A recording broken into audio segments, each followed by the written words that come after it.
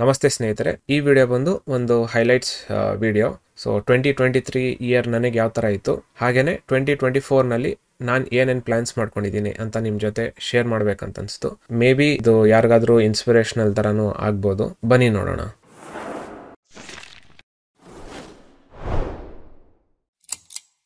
Last year ಇಷ್ಟೊತ್ತಿಗೆ ಅಂದರೆ November December ಟೈಮ್ನಲ್ಲಿ ನಾನು ನನ್ನ ಕೆಲಸನ ಬಿಟ್ಟಿದ್ದು. ಸೊ ನಾನೊಂದು ಮೂವಿ ಮಾರ್ಕೆಟಿಂಗ್ ಏಜೆನ್ಸಿಲಿ ವರ್ಕ್ ಮಾಡ್ತಿದ್ದೆ. ತುಂಬ ಒಳ್ಳೆ ಕಂಪ್ನಿ, ಕೆಲಸ ಕೂಡ ಚೆನ್ನಾಗಿತ್ತು. ಬಟ್ ನನಗೆ ಆ ರುಟೀನ್ ಲೈಫ್ ಸ್ಟೈಲು ಅಷ್ಟು ಇಷ್ಟ ಆಗಿತ್ತಿರಲಿಲ್ಲ. ಮ್ಯಾನೇಜರ್ ಜೊತೆ ಮಾತಾಡ್ಬಿಟ್ಟು ಅವ್ರಿಗೆ ಹೇಳ್ದೆ, ಈ ಥರ ಯಾಕೋ ಒಂಥರ ಇರಿಟೇಷನ್ ಥರ ಆಗ್ತಿದೆ, ಈ ವರ್ಕ್ ಲೈಫ್ ಸ್ಟೈಲ್ ನನಗೆ ಸೆಟ್ ಆಗ್ತಿಲ್ಲ, ನಂದೇ ಓನ್ ಆಗಿ ಏನಾದರೂ ಒಂದು ಮಾಡ್ಬೇಕಂತ ಡಿಸೈಡ್ ಮಾಡಿದ್ದೀನಿ ಅಂತ. ಅವ್ರು ಕೂಡ ಅಷ್ಟೇ ಸಪೋರ್ಟಿವ್ ಆಗಿದ್ರು. ಸರಿ, ಓಕೆ, ನಿಮ್ಮ ಡಿಸಿಷನ್, ಆಲ್ ದ ಬೆಸ್ಟ್, ಒಳ್ಳೇದಾಗ್ಲಿ ಅಂತ ಹೇಳ್ಬಿಟ್ಟು ಸಪೋರ್ಟ್ ಮಾಡಿದ್ರು. ಸೊ ನನಗೆ ಅಂದ್ರೆ ಕೆಲಸ ಎಲ್ಲ ಚೆನ್ನಾಗಿದ್ದನು, ಯಾಕೆ ಈ ತರ ಇರಿಟೇಷನ್ ತರ ಆಗ್ತಿತ್ತು ಅಂತೆಲ್ಲ ಯೋಚನೆ ಮಾಡಿದೆ ಸಾಕಷ್ಟು. ಸೊ ಅವಾಗ ನನಗೆ ಗೊತ್ತಾಗಿದೆ ಏನಂದ್ರೆ, ನನಗೆ ಕಂಟಿನ್ಯೂಸ್ ಆಗಿ ವರ್ಕ್ ಮಾಡಕ್ ಇಷ್ಟ ಇಲ್ಲ. ಆಮೇಲೆ ಕಂಪ್ನಿ ಲೈಫ್ ಸ್ಟೈಲ್ ಅಷ್ಟು ಇಷ್ಟ ಆಗಲ್ಲ. ಅಂದ್ರೆ ಡೈಲಿ ಒಂದು ರುಟೀನ್ ಇರುತ್ತಲ್ವಾ, ಆ ತರದ ಲೈಫ್ ಸ್ಟೈಲ್ ಇಷ್ಟ ಇಲ್ಲ. ಅವಾಗ ನಾನು ಯೋಚನೆ ಮಾಡ್ದೆ, ಓಕೆ, ಏನ್ ಇಷ್ಟ ಇಲ್ಲ ಅಂತ ಗೊತ್ತಾಯ್ತು, ಏನ್ ಮಾಡಕ್ ಇಷ್ಟ ಅಂತ ಹೇಳ್ಬಿಟ್ಟು ಯೋಚನೆ ಮಾಡಿದಾಗ ನನಗೆ ಸಿಕ್ಕಿದ ಉತ್ತರ ಅಂತ ಹೇಳಿದ್ರೆ, ಏನಾದ್ರೂ ಒಂದು ಹೊಸ ಸ್ಕಿಲ್ ಸೆಟ್ಸ್ ಅಥವಾ ಏನಾದ್ರೂ ಒಂದು ಹೊಸದ್ ಕಲಿತಾ ಇರಬೇಕು, ಅದು ಇಷ್ಟ ಅಂತ ಗೊತ್ತಾಯ್ತು. ಆಮೇಲೆ ಏನ್ ಕಲ್ತಿರ್ತೀನೋ ಅದನ್ನ ಬೇರೆಯವ್ರಿಗೆ ಹೇಳ್ಕೊಡಕ್ ಇಷ್ಟ. ಅಂಡ್ ಅಗೇನ್ ಸುಮ್ನೆ ಯಾವ್ದೋ ರ್ಯಾಂಡಮ್ ಪರ್ಸನ್ಸ್ಗೆಲ್ಲ ಹೇಳ್ಕೊಡೋದಲ್ಲ, ಅವರು ಕೂಡ ಅದೇ ಜರ್ನಿನಲ್ಲಿ ಇರ್ತಾರೆ ಅನ್ಕೊಳ್ಳಿ. ಸೊ ಇವಾಗ ಎಡಿಟಿಂಗ್ ಕಲಿತಿರ್ತಾರೆ, ಸ್ವಂತವಾಗಿ ಕಲಿತಿರ್ತಾರೆ. ಸೊ ಅವಾಗ ಏನಾದ್ರು ಡೌಟ್ಸ್ ಬಂದ್ರೆ ಅವ್ರಿಗೆ ರೀಚ್ ಔಟ್ ಆದ್ರೆ ನನಗೆ ಅವ್ರಿಗೆ ಹೇಳ್ಕೊಡಕ್ ಇಷ್ಟ. ಸೊ ಆ ತರ ನನ್ನ ಸ್ಕಿಲ್ ಸೆಟ್ ಏನೇನ್ ಕಲ್ತಿದ್ದೀನಿ ಅದ್ರಲ್ಲಿ ಯಾರಿಗಾದ್ರೂ ಏನಾದ್ರೂ ಹೆಲ್ಪ್ ಬೇಕಂತ ಹೇಳಿದ್ರೆ ಅವ್ರಿಗೆ ಹೇಳ್ಕೊಡಕ್ ಇಷ್ಟ. ಸೊ ಇದು ನಾನು ಫಿಗರ್ ಔಟ್ ಮಾಡ್ಕೊಂಡೆ. ಅದ್ರ ಮೇಲೆ ಯೋಚನೆ ಮಾಡ್ತಾ ಮಾಡ್ತಾ ನಾನು ಡಿಸೈಡ್ ಮಾಡಿದ್ದೇನೆಂದ್ರೆ, ಓಕೆ, ಸೊ ನನಗೆ ಸ್ಕಿಲ್ಸ್ ಕಲಿಯಕ್ಕೆ ಇಷ್ಟ, ಆಮೇಲೆ ಹೇಳ್ಕೊಡಕ್ ಇಷ್ಟ. ಸೊ ನಾನು ಇವಾಗವರೆಗೂ ಕಲ್ತಿರೋದು ಮೇನ್ ಆಗಿ ಏನಂತ ಹೇಳಿದ್ರೆ ವಿಡಿಯೋ ಎಡಿಟಿಂಗ್. ಅದನ್ನ ಬೇರೆಯವ್ರಿಗೆ ಹೇಳ್ಕೊಡೋಣ, ಅದ್ರ ಮುಖಾಂತರ ಸೋರ್ಸ್ ಆಫ್ ಇನ್ಕಮ್ ಕ್ರಿಯೇಟ್ ಮಾಡೋಣ ಅಂತ ಡಿಸೈಡ್ ಮಾಡಿದೆ. ಕೆಲಸ ಬಿಟ್ಟಿದ್ಮೇಲೆ ಡಿಸೆಂಬರ್ ಮಂತ್ ಅಲ್ಲಿ UI ಪ್ರಾಜೆಕ್ಟ್ ಯಾವ್ದೋ ಒಂದು ಬಂದಿತ್ತು. ಸೊ ಅದನ್ನ ತಗೊಂಡೆ. ಹೇಗಿದ್ರು UI ಕಲಿಬೇಕಂತಿದ್ನಲ್ಲ, ಕರೆಕ್ಟ್ ಟೈಮ್ಗೆ ನನ್ಗೆ ಆ ಪ್ರಾಜೆಕ್ಟ್ ಬಂತು. UI ಎಲ್ಲ ಕಲ್ತ್ಬಿಟ್ಟು ಒಂದಷ್ಟು ವೆಬ್ಸೈಟ್ ಡಿಸೈನ್ ಮಾಡಕ್ ಸ್ಟಾರ್ಟ್ ಮಾಡಿದೆ. ಅದಾದ್ಮೇಲೆ ಹೇಗಿದ್ರು ನಾನು ಟೀಚಿಂಗ್ ಮಾಡ್ಬೇಕಂತ ಡಿಸೈಡ್ ಮಾಡಿದೆ. ಸೊ ನನ್ಗೂ ಕೂಡ ಒಂದು ವೆಬ್ಸೈಟ್ ಕ್ರಿಯೇಟ್ ಮಾಡ್ಕೋಬೇಕಿತ್ತು. ಸೊ UI ಪ್ರಾಜೆಕ್ಟ್ಸ್ ಜೊತೆಗೆ ವೆಬ್ಸೈಟ್ ಕೂಡ ಹೇಗೆ ಡಿಸೈನ್ ಮಾಡೋದು ಅಂತ ಕಲಿಯಕ್ಕೆ ಸ್ಟಾರ್ಟ್ ಮಾಡಿದೆ. ಸೊ ಅದನ್ನ ಜನವರಿ ಫುಲ್ಲು ಅದರಲ್ಲಿ ಬ್ಯುಸಿಗಿದ್ದೆ. ಸೊ ನನಗೆ ಒಬ್ರು ಸ್ಟೂಡೆಂಟ್ ಸಿಕ್ಕಿದ್ರು ಆನ್ಲೈನ್.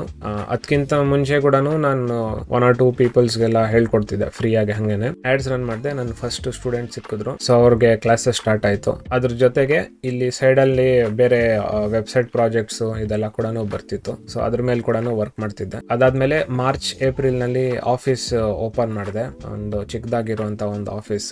ಓವರ್ ಆಲ್ ಆಗಿ ಈ ಇಯರ್ ನೋಡ್ಬೇಕಂತ ಹೇಳಿದ್ರೆ, ನಾನು ನನ್ನ ಕಂಪ್ನಿಗೆ ಒಂದು ವೆಬ್ಸೈಟ್ ಕ್ರಿಯೇಟ್ ಮಾಡ್ಕೊಂಡಿದ್ದೀನಿ. ಹಾಗೇನೆ UI UX ಅಥವಾ ವೆಬ್ಸೈಟ್ ಹೇಗೆ ಕ್ರಿಯೇಟ್ ಮಾಡೋದಂತ ತಿಳ್ಕೊಂಡಿದ್ದೀನಿ. ಅದಾದ್ಮೇಲೆ ನನ್ನ ಟೀಚಿಂಗ್ ಕ್ಲಾಸಸ್ ಸ್ಟಾರ್ಟ್ ಮಾಡಿದ್ದೀನಿ. ಸೊ ಸ್ಟಾರ್ಟಿಂಗ್ ಅಲ್ಲಿ ಬರೀ ಆನ್ಲೈನ್ ಸ್ಟಾರ್ಟ್ ಮಾಡಿದೆ, ಆನ್ಲೈನ್ ಅಲ್ಲಿ ಹೇಳ್ಕೊಟ್ಟಿದ್ದೀನಿ. ಆಮೇಲೆ ಆಫ್ಲೈನ್ ಅಲ್ಲಿ ಹೇಳ್ಕೊಟ್ಟಿದ್ದೀನಿ. ಆಮೇಲೆ ಆಫೀಸ್ ಸ್ಟಾರ್ಟ್ ಮಾಡಿದೆ, ಅಲ್ಲಿ ಕೂಡ ಬಂದಿದ್ದಾರೆ, ನಾನೇ ಅವ್ರ ಜಾಗಕ್ಕೆ ಹೋಗಿ ಕೂಡ ಹೇಳ್ಕೊಟ್ಟಿದ್ದೀನಿ. ಆಮೇಲೆ Udemy ನಲ್ಲಿ ಕೋರ್ಸಸ್ ಕ್ರಿಯೇಟ್ ಮಾಡಿದ್ದೀನಿ, ಅಲ್ಲಿ ಕೂಡ ಸೆಲ್ ಆಗಿದೆ. ಸೊ ಟೋಟಲ್ ಆಗಿ 4 ಆಫ್ಲೈನ್ ಸ್ಟೂಡೆಂಟ್ಸ್, 2 ಆನ್ಲೈನ್ ಸ್ಟೂಡೆಂಟ್ಸ್, ಹಾಗೆ Udemy ನಲ್ಲಿ ಕೋರ್ಸಸ್ ಸೆಲ್ ಮಾಡಿದ್ದೀನಿ. ಆಮೇಲೆ ವೆಬ್ಸೈಟ್ ಪ್ರಾಜೆಕ್ಟ್ಸ್ ಕೂಡ ಮಾಡಿದ್ದೀನಿ. ಇದಿಷ್ಟು ಈ ಇಯರ್ ಅಲ್ಲಿ ನಾನು ಮಾಡಿರೋದು. ಸೊ ಟೋಟಲ್ ಆಗಿ ನಾನು ಈ ಇಯರ್ ನಲ್ಲಿ ಇವಾಗವರೆಗೂ ಜನರೇಟ್ ಮಾಡಿರೋ ರೆವೆನ್ಯೂ ಅಂತ ಹೇಳಿದ್ರೆ ಆಲ್ಮೋಸ್ಟ್ 1 lakh ಅಥವಾ 1.2 lakhs ಹತ್ರ ನಾನು ರೆವೆನ್ಯೂ ಜನರೇಟ್ ಮಾಡಿರೋದು. ಸೊ ಅಗೇನ್ ಮೇ ಬಿ ಅಷ್ಟು ದೊಡ್ಡ ಅಮೌಂಟ್ ಇಲ್ಲದೆ ಇರ್ಬೋದು, ಬಟ್ ನನಗೆ ಚೆನ್ನಾಗಿರೋ ಒಂದು ಕೆಲಸ ಬಿಟ್ಟು ಓನ್ ಆಗಿ ಒಂದು ಬಿಸ್ನೆಸ್ ಸ್ಟಾರ್ಟ್ ಮಾಡಿ ಇಷ್ಟು ರೆವೆನ್ಯೂ ಜನರೇಟ್ ಮಾಡಿದ್ದೀನಲ್ಲ, ಸೊ ಅದೊಂಥರ ಗ್ರೇಟ್ ಅಚೀವ್ಮೆಂಟ್ ಥರ ಅಂತ ಅನ್ಸುತ್ತೆ.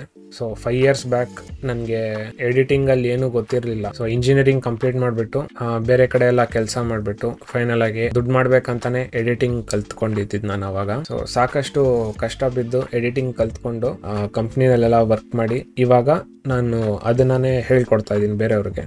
ಸೊ ಈ ತರ ಟೀಚಿಂಗ್ ಬಿಸ್ನೆಸ್ಗೆ ನೋಡಿದ್ರು ಕೂಡ ಅಷ್ಟೇ. ಸೊ ಈ ಇಯರ್ನಲ್ಲಿ ಸ್ಟಾರ್ಟ್ ಮಾಡಿ ಆಲ್ರೆಡಿ ನಾನು ರಿಸಲ್ಟ್ಸ್ ನೋಡಿದ್ದೀನಿ. ಆ್ಯಂಡ್ ಯೂಟ್ಯೂಬ್ನಲ್ಲೂ ಆದಷ್ಟು ಅಪ್ಲೋಡ್ ಮಾಡಕ್ಕೆ ಟ್ರೈ ಮಾಡಿದ್ದೀನಿ. ನನ್ನ ಪ್ರಕಾರ ಓವರ್ ಆಲ್ ಆಗಿ ಈ ಇಯರ್ ಬಂದು ತುಂಬ ಚೆನ್ನಾಗಿರೋ ಇಯರ್ ಅಂತ ಅನ್ಸುತ್ತೆ. ಯಾಕಂದರೆ ಒಂದು ಚೆನ್ನಾಗಿರೋ ಕೆಲಸ ಬಿಟ್ಟು ನಮಗೇನು ಇಷ್ಟ ಆಗುತ್ತೋ ಅದನ್ನು ಮಾಡಬೇಕಂತ ಡಿಸೈಡ್ ಮಾಡಿ ಅಟ್ಲೀಸ್ಟ್ ಇಷ್ಟು ಅಚೀವ್ ಮಾಡಿದ್ದೀನಲ್ಲ, ಸೊ ಅದೊಂಥರ ಅಕಾಂಪ್ಲಿಷ್ಮೆಂಟ್, ಏನೋ ಒಂದು ಗೋಲ್ ಅಕಾಂಪ್ಲಿಷ್ ಮಾಡಿರೋ ಥರ. ಅಗೇನ್ ನಾನು ಮಾರ್ಕೆಟಿಂಗಲ್ಲಿ ತುಂಬ ವೀಕು. ಮೇ ಬಿ ಇನ್ನೂ ಚೆನ್ನಾಗಿ ಮಾರ್ಕೆಟ್ ಮಾಡಿದರೆ ಇನ್ನೂ ಜಾಸ್ತಿ ಸ್ಟೂಡೆಂಟ್ಸ್ ಬರೋರು ಏನೋ ಗೊತ್ತಿಲ್ಲ ನನಗೆ. ಸೊ ಅದ್ರ ಮೇಲೆ ವರ್ಕ್ ಮಾಡ್ತಾ ಇದ್ದೀನಿ. ಇದಿಷ್ಟು ಬಂದ್ಬಿಟ್ಟು ಈ ಇಯರ್ ಬಗ್ಗೆ ಆಯಿತು. ಸೊ ನೆಕ್ಸ್ಟ್ ಇಯರ್ ಏನೇನು ಪ್ಲಾನ್ಸ್ ಅಂತ ಹೇಳಿದ್ರೆ ಆದಷ್ಟು ಇನ್ನ ಜಾಸ್ತಿ ಸ್ಟೂಡೆಂಟ್ಸ್ ನ ಹೇಳ್ಕೊಡ್ಬೇಕಂತ ಹೇಳ್ಬಿಟ್ಟು ಹಾಗೆ ನನಗೆ ಈ ತರ ದೊಡ್ಡ ದೊಡ್ಡ ಇನ್ಸ್ಟಿಟ್ಯೂಟ್ ತರ ಮಾಡ್ಬೇಕಲ್ಲ ಇಷ್ಟ ಇಲ್ಲ. ನನಗೇನಂದ್ರೆ ತುಂಬಾ ಕಮ್ಮಿ ಸ್ಟೂಡೆಂಟ್ಸ್ ಇರಬೇಕು. ಸೊ ನನಗೆ ಒನ್ ಕ್ಲಾಸಸ್ ತಗೊಳಕ್ ಇಷ್ಟ. ಅಟ್ ಎ ಟೈಮ್ ಒಬ್ರು ಇಲ್ಲ ಇಬ್ರು ಇಲ್ಲ ಮ್ಯಾಕ್ಸಿಮಮ್ 3 ಜನಕ್ಕೆ ಹೇಳ್ಕೊಡ್ಬೇಕು ಅಷ್ಟೇ ನನ್ನ ಗೋಲ್ ಇರೋದು. ಸೊ ಈ ತರ 30 ಜನ ಸ್ಟೂಡೆಂಟ್ಸ್ 40 ಜನ ಸ್ಟೂಡೆಂಟ್ಸ್ ಗ್ರೂಪ್ ಅಲ್ಲಿ ಆತರ ಹೇಳ್ಕೊಡಕ್ ಇಷ್ಟ ಇಲ್ಲ. ಯಾಕಂದ್ರೆ ಆತರ ಹೇಳ್ಕೊಡಕ್ ಆಲ್ರೆಡಿ ಎಷ್ಟೊಂದು ಕ್ಲಾಸಸ್ ಡಿಸೈನ್ ಸ್ಕೂಲ್ಸ್ ಎಲ್ಲ ಇದೆ. ಸೊ ಒನ್ ಹೇಳ್ಕೊಡಾಗ ನಾವು ಇನ್ನೊಬ್ರನ್ನ ಕ್ಲೀನ್ ಆಗಿ ಅರ್ಥ ಮಾಡ್ಕೋತೀವಿ. ಸೊ ಪ್ರತಿಯೊಬ್ರದ್ದು ಬೇರೆ ಬೇರೆ ತರ ಲರ್ನಿಂಗ್ ಕರ್ವ್ ಇರುತ್ತೆ. ಅವ್ರು ಯಾವ ತರ ಲರ್ನಿಂಗ್ ಇರುತ್ತೆ ಅದನ್ನ ಅರ್ಥ ಮಾಡ್ಕೋತೀವಿ. ಈ ಗುಂಪಲ್ಲಿ ಮಾಡಿದಾಗ ಏನಾಗುತ್ತೆ, ನಮ್ ಪಾಡಿಗೆ ನಾವ್ ಹೇಳ್ತಾ ಇರ್ತೀವಿ. ಒಂದಷ್ಟು ಜನಕ್ಕೆ ಕಲಿಯಕ್ಕೆ ಇಂಟ್ರೆಸ್ಟ್ ಇರುತ್ತೋ ಇಲ್ವೋ ಅದು ಗೊತ್ತಾಗಲ್ಲ. ಸೊ ಒಬ್ಬೊಬ್ರು ಮೆತ್ತಗ್ ಕಲಿತಾರೆ, ಒಬ್ಬೊಬ್ರು ಬೇಗ ಕಲಿತಾರೆ. ಸೊ ಈ ತರ ಒನ್ ಕ್ಲಾಸಸ್ ತಗೊಳ್ಳೋವಾಗ ನಾನು ಪ್ರತಿಯೊಬ್ರಿಗೂ ಕ್ಲೀನ್ ಆಗಿ ಟೈಮ್ ಕೊಡ್ಬೋದು. ಅಂಡ್ ನನ್ನ ಗೋಲ್ ಇರೋದು ನನ್ನ ಸ್ಟೂಡೆಂಟ್ಸ್ ಯಾರು ಬರ್ತಾರೆ ಅವ್ರು ಕ್ಲೀನ್ ಆಗಿ ಕಲ್ತ್ಕೊಂಡು ಹೋಗ್ಬೇಕು. ಅದು ನನ್ನ ಗೋಲ್ ಇರೋದು. ಸುಮ್ಮನೆ ಅವ್ರು ದುಡ್ಡು ಕೊಡ್ತಾರೆ ತಗೊಂಡು ಹೇಗಂದ್ರೆ ಹಾಗೆ ಹೇಳ್ಕೊಡೋದು ಅದು ಆ ಥರ ಮಾಡಕ್ ನನ್ಗೆ ಇಷ್ಟ ಇಲ್ಲ. ಸೊ ಹಾಗಾಗಿ ನಾನು ಕ್ಲಾಸಸ್ ತಗೊಂಡ್ರು ಅಷ್ಟೇ 6 ಮೆಂಬರ್ಸ್ ಈ ತರ ಅಷ್ಟೇ ಅಟ್ ಎ ಟೈಮ್ ನಾನು ಕ್ಲಾಸಸ್ ತಗೊಳ್ಳೋದು. ಸೊ ಆ 6 ಮೆಂಬರ್ಸ್ ಕಂಪ್ಲೀಟ್ ಆದ್ಮೇಲೆ ನೆಕ್ಸ್ಟ್ ಬ್ಯಾಚ್ ನಾನು ಸ್ಟಾರ್ಟ್ ಮಾಡೋದು. ಸೊ ಈ ತರ ಇರೋದು ನನ್ನ ಗೋಲ್. ಅಗೇನ್ 6 ಮೆಂಬರ್ಸ್ ಅಂದ್ರೆ ಅಟ್ ಎ ಟೈಮ್ 6 ಮೆಂಬರ್ಸ್ ಇರಲ್ಲ. ಸೊ 3 ಬ್ಯಾಚ್ ಅಲ್ಲಿ ನಡೆಯತ್ತಲ್ವಾ, 1 ಬ್ಯಾಚಿಗೆ 2 ಸ್ಟೂಡೆಂಟ್ಸ್ ತರ ನಾನು ತಗೊಳ್ಳೋದು. ಸೊ ಈ ರೀತಿ ಇರೋದು. ಇದ್ರ ಜೊತೆಗೇನೆ ಯಾವ್ದಾದ್ರು ವೆಬ್ಸೈಟ್ ಪ್ರಾಜೆಕ್ಟ್ಸ್ ಇದ್ರೆ ಸೈಡ್ ಅಲ್ಲಿ ಮಾಡ್ತಾ ಇರ್ತೀನಿ. ಸೊ ನೆಕ್ಸ್ಟ್ ಇಯರ್ ಅಲ್ಲಿ ನನ್ನ ಗೋಲ್ ಇರೋದು 10 lakhs ಅಷ್ಟಾದ್ರೂ ನಾನು ರೆವೆನ್ಯೂ ಜನರೇಟ್ ಮಾಡ್ಬೇಕಂತ. ಸೊ ಈ ಇಯರ್ ನಲ್ಲಿ 1 lakh ಅಷ್ಟು ಮಾಡಿದೀನಿ. ಸೊ ನೆಕ್ಸ್ಟ್ ಇಯರ್ 10 ಪಟ್ಟಷ್ಟು ಜಾಸ್ತಿ ಮಾಡ್ಬೇಕಂತಿದ್ದೀನಿ. ಹೇಗಾಗತ್ತೆ ಏನಂತ ಗೊತ್ತಿಲ್ಲ, ಬಟ್ ಗೋಲ್ ಇರೋದು 10 lakhs ಅಷ್ಟು ಮಾಡ್ಬೇಕಂತ. ಇದ್ರ ಜೊತೆಗೆ ಅಫ್ಕೋರ್ಸ್ ಯೂಟ್ಯೂಬ್ ನಲ್ಲೂ ಅಷ್ಟೇ ಆದಷ್ಟು ರೆಗ್ಯುಲರ್ ಆಗಿ ಕಾಂಟೆಂಟ್ ಅಪ್ಲೋಡ್ ಮಾಡ್ಬೇಕಂತಿದ್ದೀನಿ. ಇದ್ರ ಮೇಲೆ ನಾನು ಎಕ್ಸಾಕ್ಟ್ ಆಗಿ ಪ್ರಾಮಿಸ್ ಮಾಡೋಕ್ಕಾಗಲ್ಲ. ಯಾಕಂದ್ರೆ ನಾನು ಮುಂಚೆನೆ ಹೇಳಿರೋ ತರ ಯೂಟ್ಯೂಬ್ ಚಾನಲ್ ನಾನು ಮಾಡಿರೋದೆ ಎಜುಕೇಟ್ ಮಾಡ್ಬೇಕಂತ ಅಷ್ಟೇ. ಕಾಂಟೆಂಟ್ ಕ್ರಿಯೇಷನ್ ರೆಗ್ಯುಲರ್ ಆಗಿ ಮಾಡ್ಬೇಕಂದ್ರೇನೆ ಅದಕ್ಕೆ ಬೇರೆ ತರ ಮೈಂಡ್ ಸೆಟ್ ಇರುತ್ತೆ ಅಂಡ್ ಬೇರೆ ತರ ಸ್ಟೆಪ್ಸ್ ಸ್ಟ್ರಾಟಜೀಸ್ ಇರುತ್ತೆ. ಸೊ ನಂದು ಐಡಿಯಾ ಇರೋದು ಒಂದು ಪ್ರಾಪರ್ ಕ್ವಾಲಿಟಿ ಇರೋ ತರದ್ದು ಕಾಂಟೆಂಟ್ ನ ಹಾಕ್ಬೇಕಂತ ಟ್ರೈ ಮಾಡ್ತೀನಿ ರೆಗ್ಯುಲರ್ ಆಗಿ ಇಡಕ್ಕೆ. ಬೈ ಚಾನ್ಸ್ ಇಲ್ಲ ಅಂದ್ರೆ ಬೇಜಾರ್ ಮಾಡ್ಕೋಬೇಡಿ, ಬಟ್ ಆದಷ್ಟು ಒಳ್ಳೆ ಕಾಂಟೆಂಟ್ ಹಾಕಕ್ಕೆ ನಾನು ಟ್ರೈ ಮಾಡ್ತೀನಿ. ಇದು ಬಿಟ್ಟು ಅಗೇನ್ ಬೇರೆ ಬೇರೆ multiple source of incomes generate ಮಾಡ್ಬೇಕಂತಿದ್ದೀನಿ. ಸೊ ಅದಕ್ಕೆ ಒಂದು ನಾನು ಡಿಸೈಡ್ ಮಾಡಿರೋದು ಆಸೆಟ್ಸ್ ನ ಸೆಲ್ ಮಾಡ್ಬೇಕಂತ. ಅದ್ರ ಮೇಲೆ ಇನ್ನ ಎಕ್ಸಾಕ್ಟ್ ಐಡಿಯಾ ಮಾಡಿಲ್ಲ. ಸೊ ಮೇ ಬಿ ಈ ತರ ಮೋಷನ್ ಗ್ರಾಫಿಕ್ ಅಸೆಟ್ಸ್ ಇಲ್ಲ ಟೆಂಪ್ಲೇಟ್ಸ್ ಲೈಕ್ ಶೇರ್ ಸಬ್ಸ್ಕ್ರೈಬ್ ಈ ತರದೆಲ್ಲ ಮಾಡ್ತಾರೆ ನೋಡಿ. ಸೊ ಆ ತರದ್ ಏನಾದ್ರು ಮಾಡ್ಬೇಕಂತಿದ್ದೀನಿ. ಸೊ ನಿಮ್ಗೆ ಏನಾದ್ರು ಇಷ್ಟ ಆದ್ರೆ ಪರ್ಚೇಸ್ ಮಾಡಿ, ನನಗೂ ಕೂಡ ಹೆಲ್ಪ್ ಆಗುತ್ತೆ. ಸೊ ಇದೆಲ್ಲ ನಾನು ನೆಕ್ಸ್ಟ್ ನಂದು ವೆಬ್ಸೈಟ್ ಅಲ್ಲಿ ಸ್ಟೋರ್ ಅಂತ ಕ್ರಿಯೇಟ್ ಮಾಡ್ತೀನಿ, ಅದರಲ್ಲಿ ಲಿಂಕ್ ಮಾಡಿರ್ತೀನಿ. ಅಂಡ್ ನೆಕ್ಸ್ಟ್ ಇಯರ್ ನಲ್ಲಿ ಸ್ಕಿಲ್ಸ್ ಬಂದ್ರೆ ನಾನು ಕಲಿಬೇಕು ಅನ್ಕೊಂಡಿರೋ ಸ್ಕಿಲ್ಸ್ ಬಂದ್ಬಿಟ್ಟು ಕುಕಿಂಗ್ ಮತ್ತೆ ಟೈಲರಿಂಗ್. ಸೊ ಮೇ ಬಿ ಒಂದಷ್ಟು ಜನರಿಗೆ